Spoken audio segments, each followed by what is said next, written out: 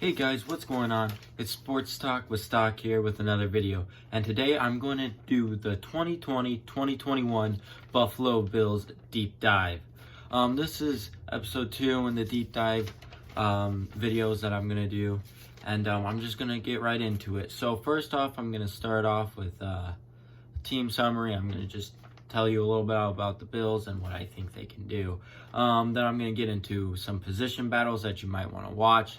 Potential stars and busts of the team. The rookies, are they going to be great or good this year? I do that because I don't really like to say if a rookie is going to be bad. I think that's unfair if they've never played an NFL game before. Then I'm going to go into team MVPs. Then I'll go to team stat leaders, their highest, lowest, and actual record. And then I'll get into my conclusion on that. So, here we go. As long as the Bills can stay healthy and consistent, they should lead their division. Josh Allen should take a step forward with the new addition of Stephon Diggs. Devin Singletary should become the lead back, and the draftee of Zach Moss will give Singletary a break from time to time. Dawson Knox can be a great player and has major potential at the tight end position. The O-line needs to prove that they can be good, and if they can gel together, then I think they can also be really good. Their defense, on the other hand, should still be one of the best in the NFL. I think mostly their playoff chances depend more on the offense and how they improve, and also how New England does this season. New England and Miami, to be more specific. Now I'm going to go get into some QB battles. Josh Allen will be the starting quarterback, but if in the case that he gets injured, look for a battle between Matt Barkley and Jake Fromm. Jake Fromm in this instance is probably my favorite to win out of those two. I think he is more accurate and a better decision maker. He does lack mobility and the ability to create plays. Now, the day one running back will be Singletary. But also looking down the line, I could also see maybe Zach Moss start to get into that starting role or get more touches as the season goes on. Wide receivers should be pretty set, but they need one more good receiver, I think, to fill in that number 4th and maybe even the number 3rd receiver slot. And Tyniski might be able to make a move for a starting tackle. I don't really see that happening, but it's just a possibility. I like their tackles now better than Tyniski, but if he can stay healthy and makes good improvements, then I think he can also make a battle for the tackle position. The D-line should have really good rotation. I don't think there's going to be there's going to be starters, but I don't think anybody's really going to be the starter to say. I think Jerry Hughes and Mario Addison could switch spots, though. I think Mario Addison might be a little bit of the better player on that part.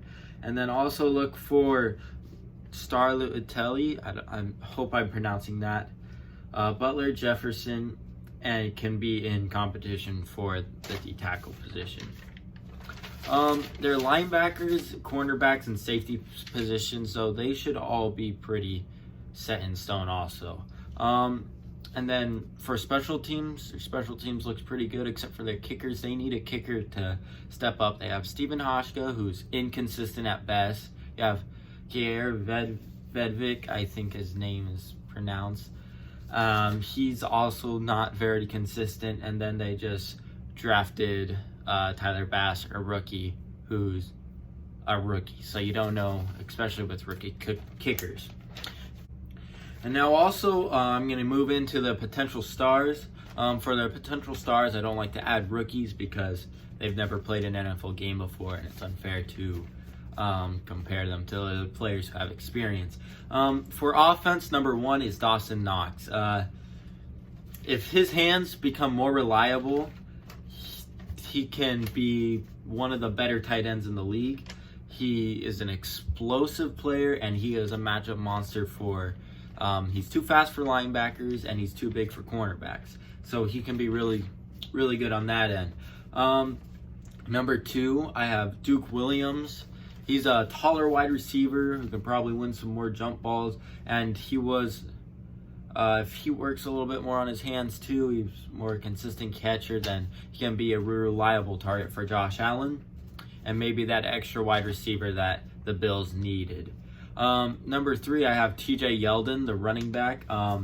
Last year, he won't be a star in the running game as much as he can be a threat in the passing game, and he can always keep defenders on their toes, and he can keep the defense on the check down, which can open up bigger routes upfield, so he can be a really star role player on the team.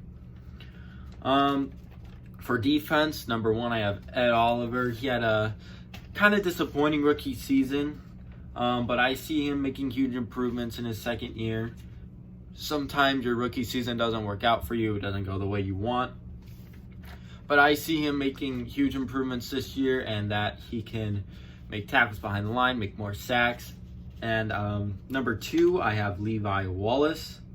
He had a pretty good third season.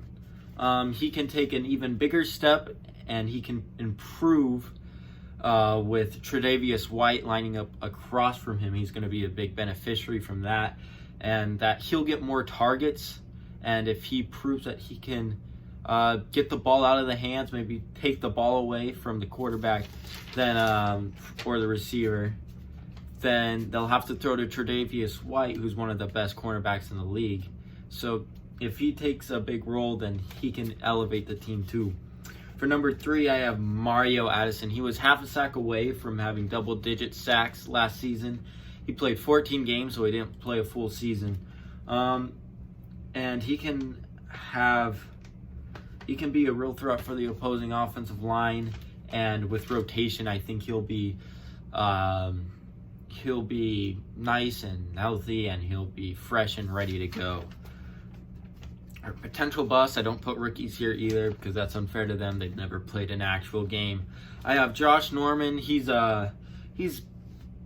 slower. He's a slower guy, and he's been on the decline for a couple years now, and I feel like maybe this year he just falls off. But he can also do maybe a good slot cornerback this year for them. And then Isaiah McKenzie, he's a wide receiver for them, and I feel like he just lacks explosion. I feel like there could be a better wide receiver, Duke Williams, that's behind him that can maybe beat him out. For the team MVPs for offense, I have Stephon Diggs. I feel I'm taking on the load really for Josh Allen. He's a great deep threat wide receiver, and Josh Allen likes to throw the ball deep. So if they get that connection going, I feel like Stephon Diggs would probably be one of the best additions of the entire offseason. For defense, I have Tre'Davious White. He is one of the best cornerbacks in the league. He proved that last season. He had an amazing season, 6 interceptions, and he's just a really good player. For the rookies, this is the part of the rookies. Are they going to be great or good? I don't like to call rookies bad. I don't like to call them okay, because that's not really fair to them if they've never played before in the NFL. They've never played at this high level, and they've never played at this competition. AJ Epineza, he can be great for the Buffalo Bills.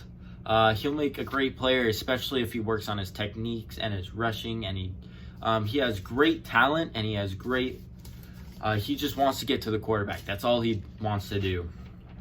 For Zach Moss, I think he can be a great player. He makes their running back room one of the best in the league. He is a powerful downhill running back.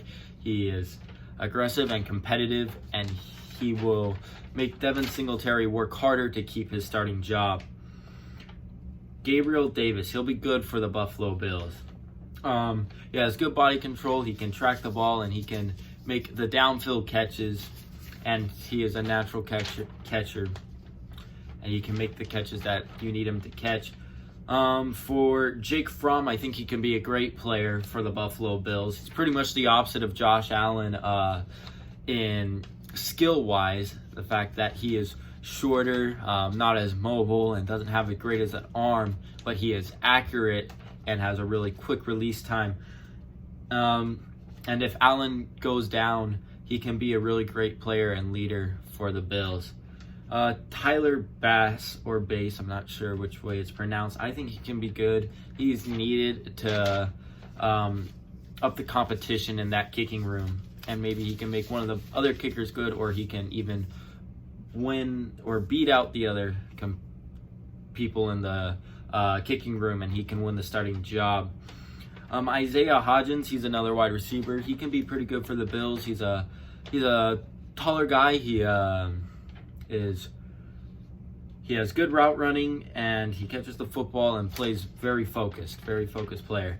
Dane Jackson, he's a cornerback. He can be good for the Bills. He's aware and he's tough, and he can make tackles after the catch. Now, let me get into the team stat leaders. For passing, I have Josh Allen. I think he's going to have 3,200 passing yards, 25 touchdowns, and 10 interceptions. Rushing, I have Devin Singletary being the leader with 1,100 yards, and Josh Allen again leading the rushing touchdown for the Bills with 7 this year. Receiving, I have Stephon Diggs having 1,200 yards, and I have Dawson Knox taking a step up in touchdown receptions with 10, being a big threat in the end zone. Tackles, I have Tremaine Edmonds leading the team with 130. Tackles for loss, Ed Oliver, 16. Sacks, Mario Addison, I have him getting 12 this year. Interceptions, Tre'Davious White, I have him getting 4. He'll probably get less targets this year because he had such a good season last year. For forced fumbles, I have Micah Hyde, who I think he can have 3 forced fumbles. Now I'm going to go get into the highest, lowest, and actual record. For their lowest record, I think the lowest they can go is 7-9. If injuries plague them and Josh Allen has very inconsistent play this year, then I think they will go 7-9. But if Josh Allen does great, there's little injuries to the team, and New England is a bad team, and Miami does not do that great this year, and the Jets be the Jets, then I think they can go 14-2. But if Allen is just consistent, there's just a little injuries here and there, New England is okay. They beat the Dolphins and they beat the Jets. They get 3 out of the 4 games out of the NFC West, and they don't have any unnecessary losses. I think they can go 11-5 or 10-6. I'm leaning more towards 11-5. Also, I want to talk about real quick before I get into the conclusion. The unsung heroes of the season. On offense, it will probably be John Brown. He was a really good number 1 wide receiver for them last year, but he doesn't have to be the number 1 wide receiver anymore. Now he can take a step back. He can be the number 2 wide receiver. He'll get less attention. Stephon Diggs will have more attention, and with less attention on John Brown, I feel like he can make better plays and more catches and be even more consistent than he was last year. And for defense, Micah Hyde, he's just such a good instinctual player. That's a hard word to say. And he's such a great athlete. He just reads the quarterback so well, and he's such a good safety, and that he improves the defense by just being there. Especially improves Tre'Davious White, and he'll improve Levi Wallace, and it will make the quarterback take more time to throw the ball, and that gives more time for the defense to come in and rush. In conclusion, though, the Buffalo Bills should enjoy a great season after Tom Brady leaves the division. They have a super good defense, and their offense should improve from the addition of Stephon Diggs. While Miami and New England and New York will be competitive, the division is the Bills to lose. I see them being a 3rd or 4th seed in the AFC behind the Ravens and Chiefs, but they can really do good in the playoffs. And now I want to talk about the playoffs for just a second here. Last year, they lost to the Texans in the playoffs, overtime, and they should have won that game. I feel like it's just Deshaun Watson was too good for them not to lose. But I feel like now they have playoff experience. Josh Allen can go out. He knows what it feels like. He can go out and win in those games now. Their team as a whole has more experience, and they'll just benefit from that. They'll only get better. Now, I don't see them making a very deep playoff run, but I wouldn't be surprised if they did. I still think the Ravens and Chiefs are better than them, and they'll be better in the playoffs. But I think the Bills can also be a very big threat in the playoffs, and you have to watch out for them during that. Well, anyways, guys, that's going to wrap up my video here. I hope you guys enjoyed. If you did, leave a comment down below on the next team you want me to do.